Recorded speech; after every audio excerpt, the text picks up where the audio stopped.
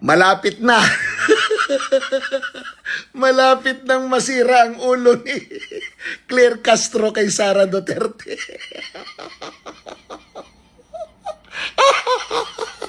Isang statement ni VP Sara, halos masira ang ulo ni Claire Castro. Mayroon pang visual aid. Inisa-isa. Alam mo, Claire Castro, talagang bilib na bilib ako sa kabubuhan mo.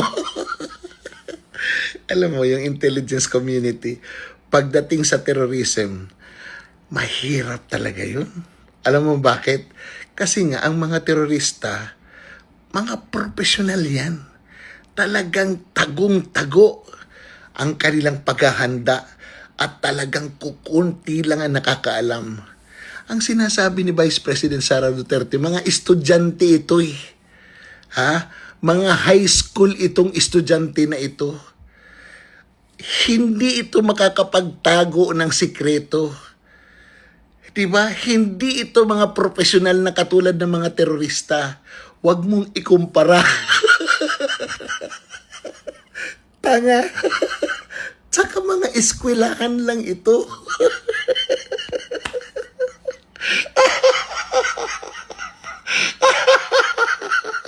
Yan ang ibig sabihin ni Vice President. Kung ano-ano ng pagninawyaw mo.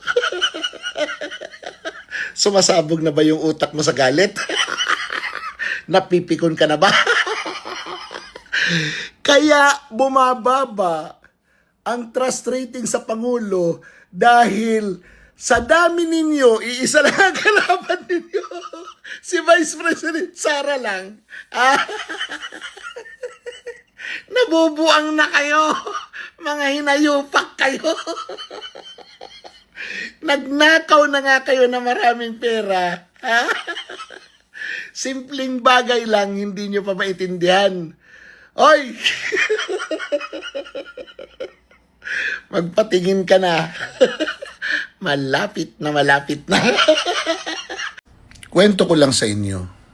Ngayon, si Manong Chavit ay bumiyahe ng Mindanao para ikwento ang storya patungkol sa flood control dahil naniniwala siya na hindi na ito bubuksan ng Senado, hindi na magkakaroon ng Blue Ribbon Committee hearing patungkol sa flood control.